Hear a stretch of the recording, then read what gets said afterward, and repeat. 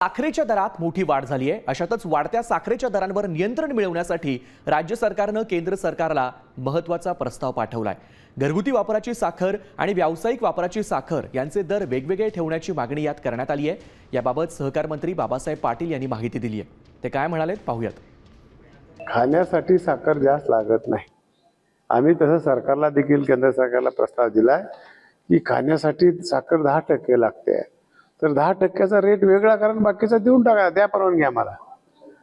ही घरामध्ये संसाराला चहासाठी सणासाठी जे साखर लागते ते 10% माझ्या कारखान्यातली, मग तेवढं आम्ही कोटा ठेवून देतो। तेवढा लिव्ही सरकारने त्या ज्या लोकांना खायच्या खाण्यासाठी साखर आहे तेवढा रेट वेगळा करावा। दरम्यान राज्य सरकारच्या या प्रस्तावामध्ये नेमकी काय आहे जाणून घेऊयात।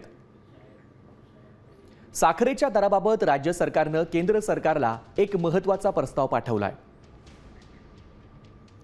खाण्याच्या साखरेचे दर आणि व्यावसायिक साखरेचे दर वेगवेगळे ठेवण्याची मागणी या प्रस्तावात करण्यात आली आहे।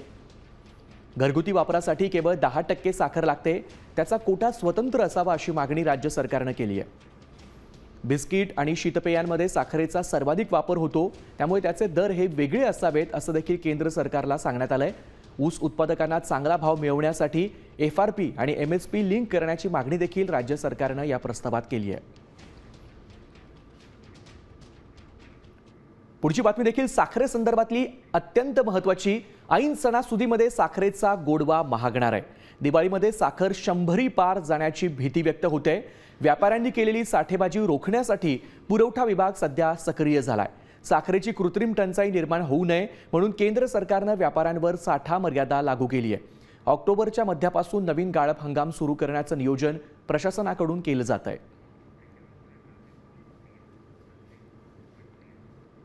दरम्यान साखरेची नेमकी स्थिती काय हे देखील आपण जाणून घेणार आहोत। राज्यातील शिल्लक साखर सध्या 18 लाख टन एवढी आहे। राज्याला दरमहा साखरेची गरज 3 लाख टन लागते। देशातील शिल्लक साखर आता सध्या 54 लाख टन एवढी आहे। देशाला दरमहा साखरेची गरज ही 20 लाख टन एवढी लागते।